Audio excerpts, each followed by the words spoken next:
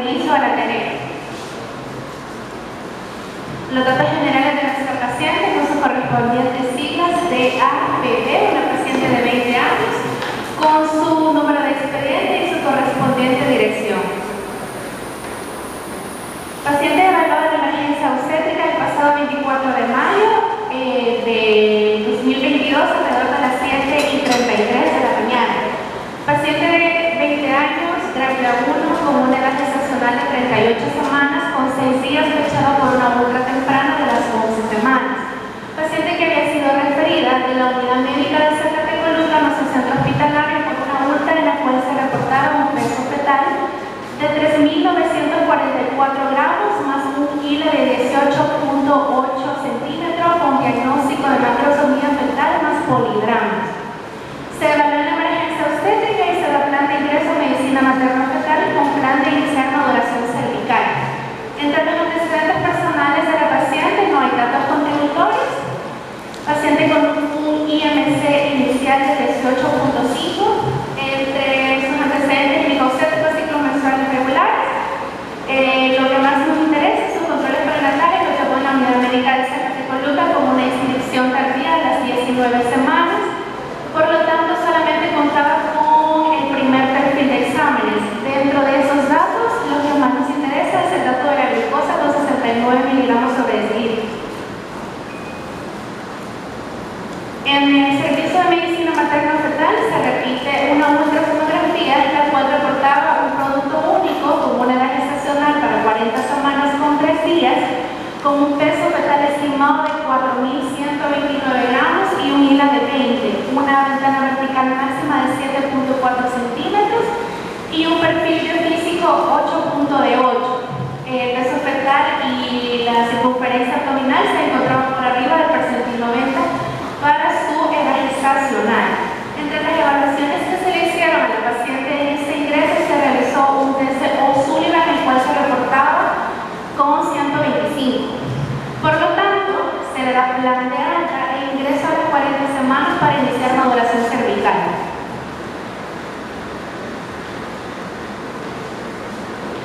En medicina materno-fetal, posteriormente, la paciente ingresa el 1 de junio, evaluada a las 3 de la tarde, con el plan de iniciar maduración cervical. Al examen físico se encontró una altura uterina de 40 centímetros, un leópolo único cefálico dorso izquierdo con una frecuencia cardíaca fetal de 150 latidos por minuto. Al tacto vaginal con dilatación de 1 centímetro, parcial borrado en un 20%, membranas íntegras, cefálico, sección -3, pelvis ginecoide. Se reportaba un NST reactivo con 2 contracciones en 10 minutos. Por lo tanto, por los premios cervicales, se le da plan de evolución espontánea. Vaya, por favor, ahora esta es la primera pregunta que vamos a contestar en el chat. Ahorita se la van a enviar a Rebeca. ¿Considera usted que es correcta la aplicación del test O'Sullivan a la edad de 38 semanas? ¿Puede contestar sí o no?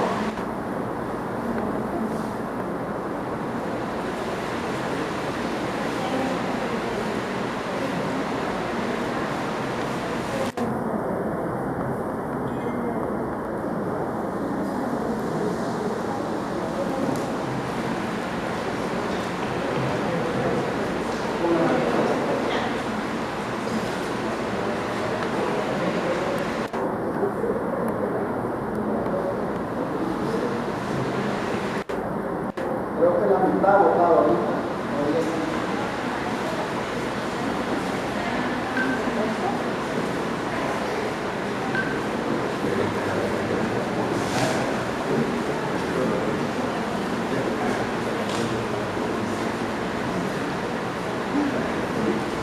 Ahí hay un pequeño error de redacción, dice de súplica, pero este es lo súplica.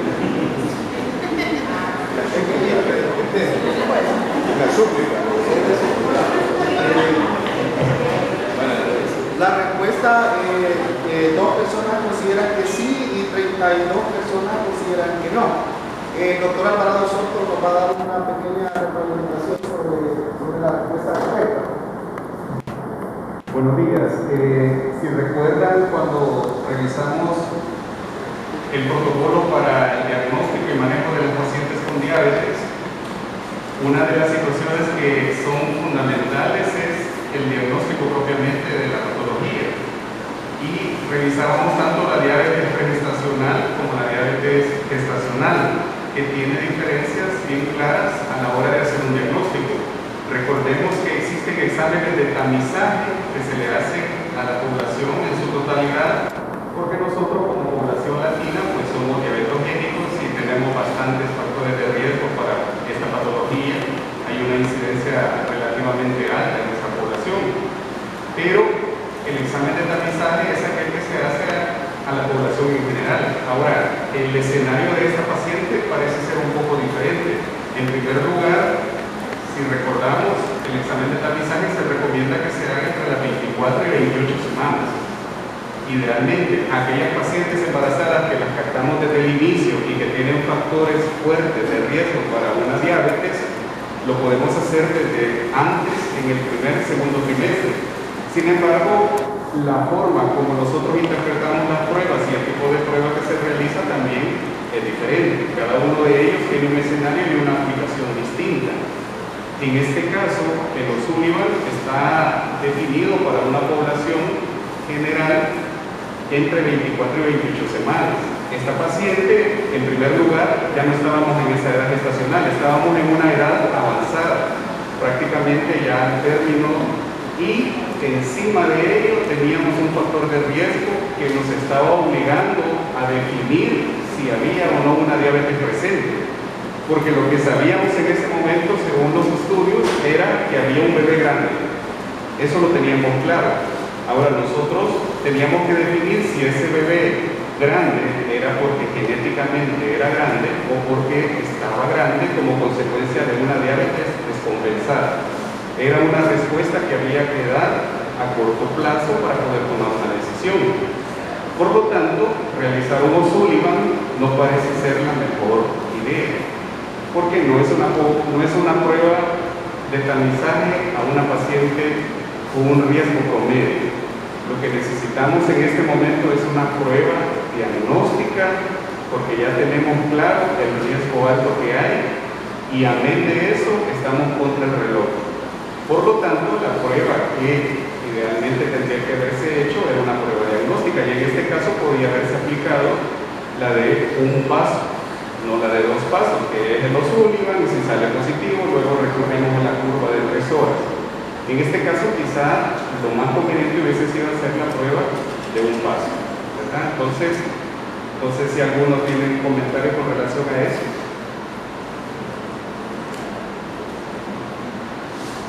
Continuamos entonces. Siempre en el servicio de medicina materno-fetal, el día 2 de junio, evaluada a las 7 de la mañana. Embarazo de 40 semanas con un día, con un tacto vaginal de 3 centímetros de dilatación, borrado en un 60%, membrana íntegra cefálico a -2, se reporta un trazo reactivo. Paciente que presenta cambios cervicales con actividad uterina espontánea, prueba de bienestar fetal alentadora, por lo que se va a dejar en evolución espontánea. Se evalúa el día siguiente, el día 3 de junio a las 7:30 de la mañana, con una gestación de 40 semanas con 2 días. No se palpa dinámica en 10 minutos, genitales secos, efecto vaginal en la dilatación de 4 centímetros, parcial borrado del 70%, membranas íntegras, cefálico sesión a -2. Se reporta un trazo reactivo con una contracción de más o menos 30 segundos en 10 minutos. Pruebas de bienestar fetal alentadora, por lo que se traslada a labor de parto para conducción de trabajo de parto. Ese mismo día se recibe a la paciente en el servicio de labor de partos a las 9:10 de la mañana con un diagnóstico de un embarazo de 40 semanas con 2 días, más sospecha de macrosomía fetal por peso fetal de 4.129 gramos. Se toma una altura uterina de 40 centímetros, Leopold producto único cefálico longitudinal dorso derecho. A la evaluación vaginal, una dilatación de 3 centímetros, parcial borrado del 60%, membranas íntegras cefálico a -2, pelvis ginecoide. Por lo tanto, se le da plan de iniciar uso de oxitocina 7.5 cc por bomba de infusión. y si no hay progreso en descenso y dilatación, evacuación abdominal.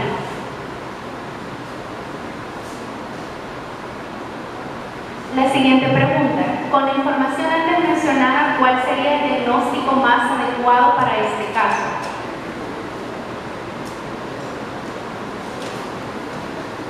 De acuerdo a todos los datos que les hemos presentado de alcoholismo, de peso fetal y antecedentes de esta paciente, de estos cuatro, ¿cuál consideran ustedes que era el diagnóstico? ¿Era una macrosomía fetal? ¿Era un producto grande para la gestacional? ¿Era una fetopatía diabética o era una restricción del crecimiento? Por favor, pueden contar todo, ¿no?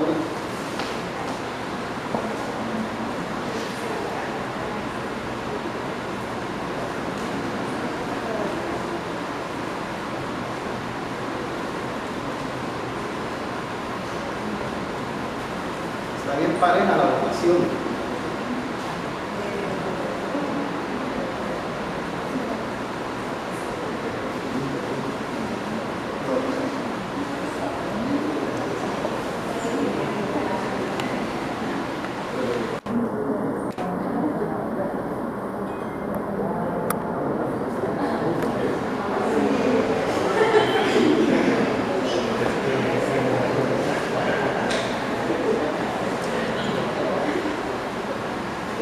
Faltan alrededor de 60 personas aquí, así que faltan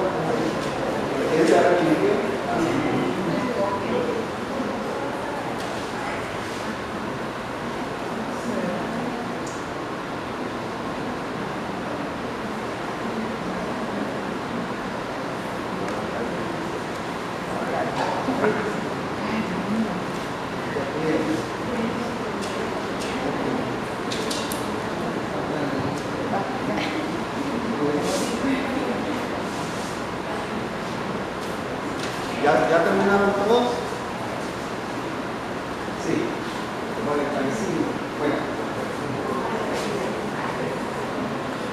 como sabemos, las alteraciones del crecimiento fetal es un espectro que puede ir desde los bebés que son pequeños para la gestacional, restricciones, hasta los bebés que pueden ser macrosómicos, grandes para la gestacional o fetopatía diabética. Pero tenemos que saber cuál es la diferencia en cada uno de ellos. La macrosomía se va a definir como un peso mayor de 4.000 gramos a cualquier edad gestacional, ¿verdad? Si el bebé, aunque tenga 36, 37 o 40 semanas, pero si ya pasó el umbral de los 4.000 gramos, entonces lo vamos a catalogar como una macrosomía. ¿Quién va a ser el efecto grande para la edad gestacional? Cuando las medidas estén arriba del percentil 97, pero para la edad gestacional, independientemente del peso que sea. Porque puedo tener un bebé de 34 semanas que pesa 3.500.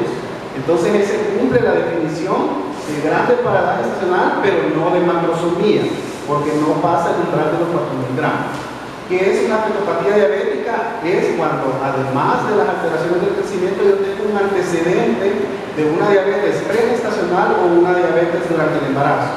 Aparte del peso en general arriba del percentil 90, debo de tener otras alteraciones como es el engrosamiento del septo ventricular, aumento del panículo adiposo, y hay otro montón de alteraciones específicas para una fetopatía diabética.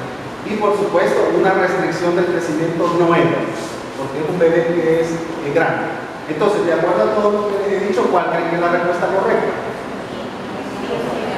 Es una macrosomía. Es una macrosomía por definición porque hay un peso mayor de 4.000 sin ningún antecedente de diabetes. ¿De acuerdo?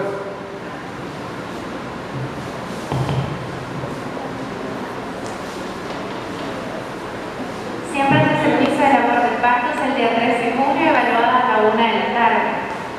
Paciente con altura uterina de 40 centímetros, monicocefálico, actividad uterina de 4 contracciones de más o menos 40 segundos de duración en un periodo de 10 minutos. Genitales secos, al tracto vaginal, una dilatación de 3 centímetros, parcial borra de un 60%, membranas íntegras, cefalización a -2. Continúa con oxitocina a 7.5 cc por bomba de infusión continua. Paciente con embarazo término más sospecha de macrosomía, más un bishop favorable, por lo cual continuará con una conducción con oxitocina y se dará plan de reevaluar en 4 horas, más monitoreo fetal intermitente.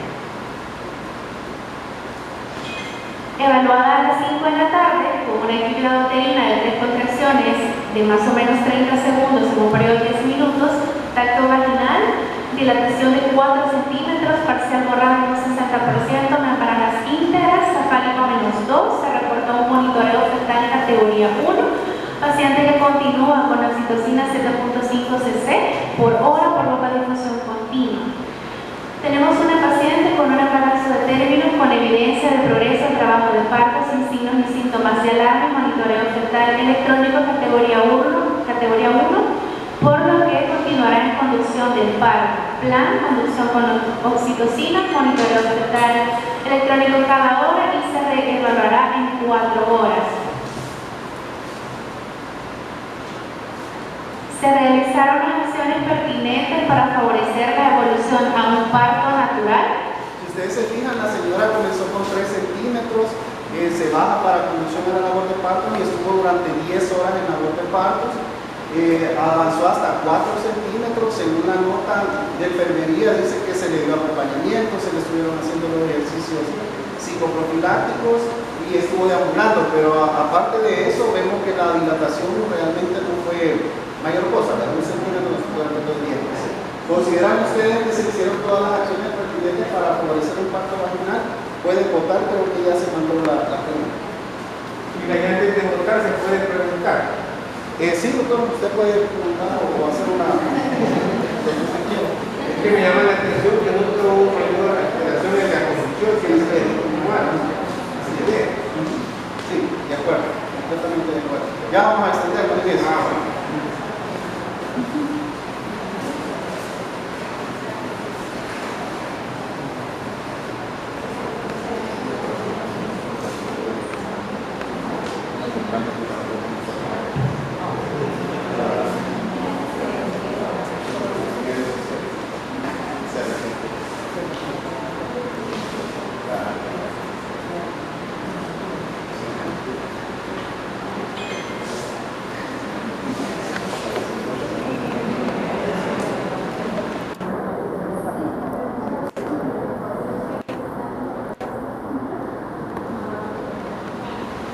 Ya terminaron, falta algo. Sí.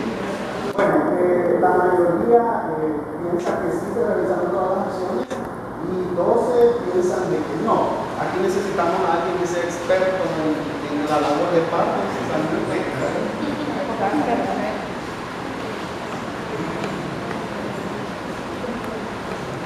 No, gracias por lo de usted. Bueno, como decía el doctor, sí se hicieron varias acciones. Por ejemplo, en la parte superior dice que estuvo acompañado por la dula, que le hicieron masajes para aliviar el dolor, que estaba con ejercicios psicoprofilácticos, pero ya se había decidido medicalizar. Y entonces la oxitocina estuvo ahí siempre en 7.5 a pesar de que las contracciones nunca fueron más de 3. Y si recuerdan, nosotros podemos seguirle subiendo hasta que tengamos 5 contracciones. Entonces, eso, aunado de que no había dilatación, y también no se usó la emergencia epidural que se podía utilizar, pues considero que no tuvo todas las acciones que debíamos haber hecho.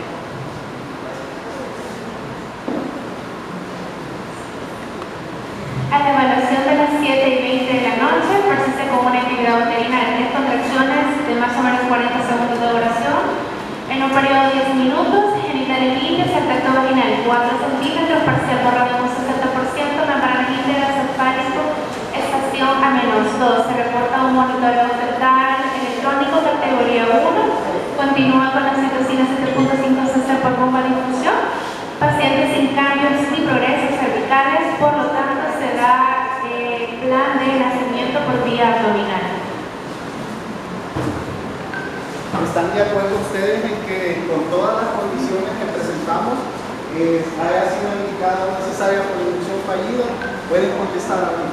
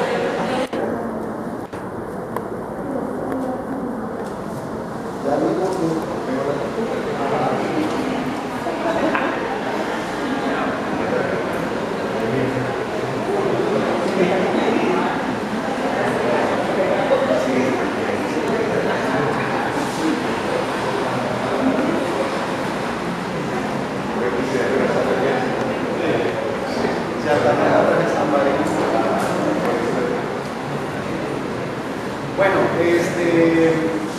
para ampliar esto necesitamos a alguien que le interesen los indicadores necesarios, ¿verdad? Por primera vez, el doctor Salido nos va a aclarar si fue correcta o no la indicación. Tengan muy buenos días. Siguiendo con la temática del Ateneo Clínico, y esto, como podemos saber, es un punto importante comunicador a nivel país. Lo estamos viendo en lo de la ley de salud que necesitamos disminuir el índice de cesárea. Podemos observar, en este caso, fue una inducción de la cesárea que no era adecuada, no era indicada. Una de las razones era porque solo tuvo 10 horas de conducción con oxitocina, y según el Colegio Americano de Ginecología menciona que para que sea una inducción fallida tiene que tener 12 horas con oxitocina en nulíparas y 15 horas en multíparas. Además, que se haya hecho todo lo que la doctora Abreu mencionó para poder tener resultados. Se menciona también que no se debe tomar en cuenta las dosis de misoprostol que se le da para malformación cervical en este caso. Yo que hago turnos puedo observar que las pacientes a veces con 6 horas con oxitocina ya la pasan con inducción fallida, les dan 3 dosis de misoprostol, 4 dosis de misoprostol, pero no les dan las 12 horas o las 15 una multípara para pasar la sala con inducción fallida. Eso es lo que se evidencia en la actualidad de los turnos, y me imagino que en el día también. No sé si alguien más ha observado otra cosa para que pueda dar su opinión.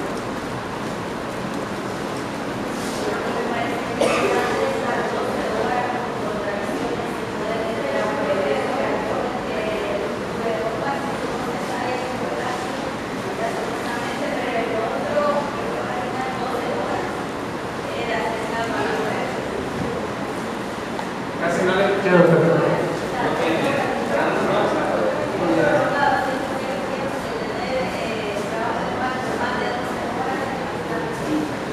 Doctor, pero si el bienestar materno lo permite, no hay indicación de por qué va para adelante.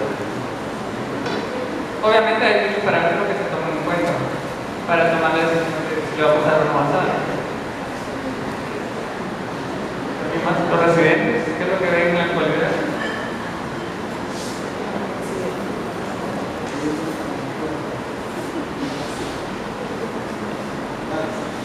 Sigamos.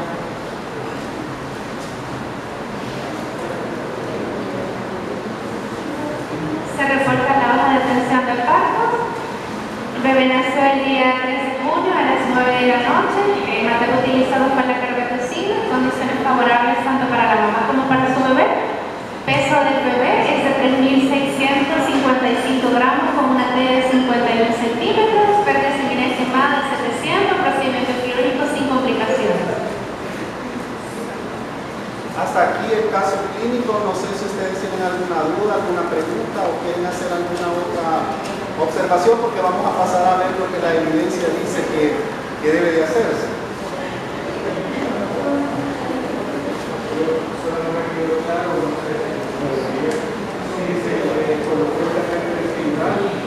No.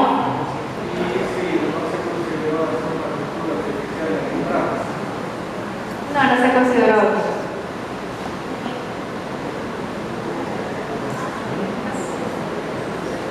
Bueno, todo lo que dice el doctor Escobar está contemplado en lo que la evidencia dice, ¿verdad?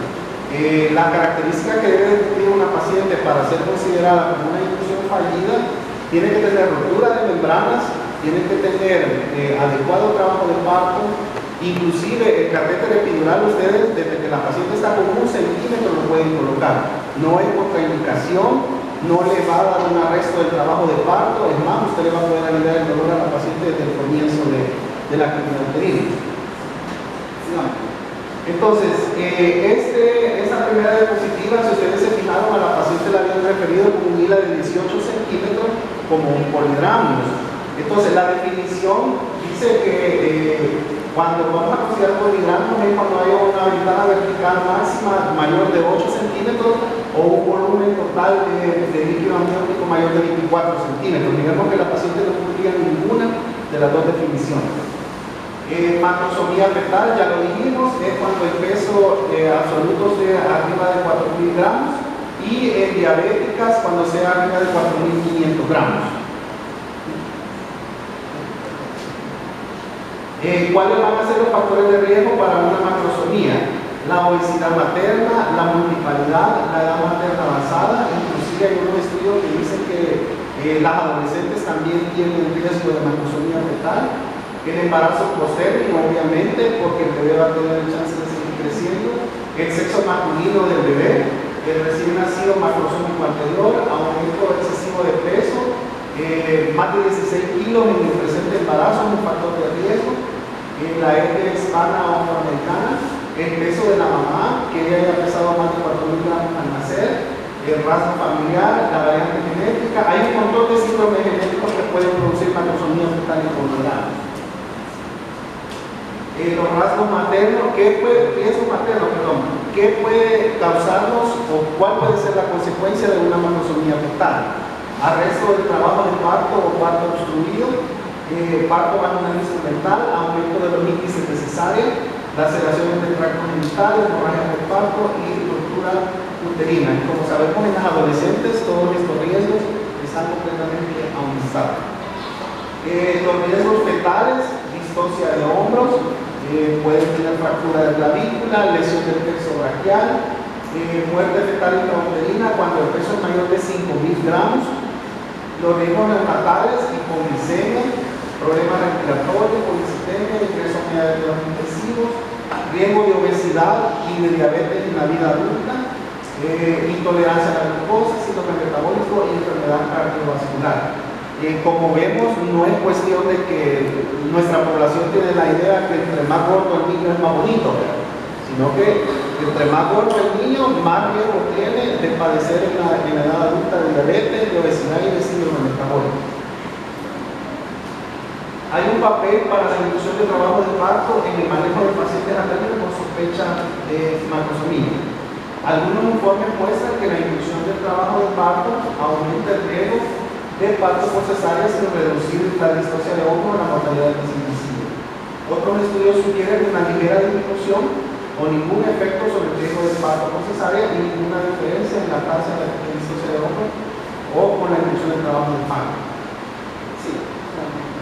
En ese momento y hasta que se informen estudios adicionales, la sospecha de macrosomía o efecto grande para la gestacional no es una indicación para la inducción del trabajo de parto antes de las 39 semanas. O sea que si tienen 37, 38, 36, no lo debo inducir.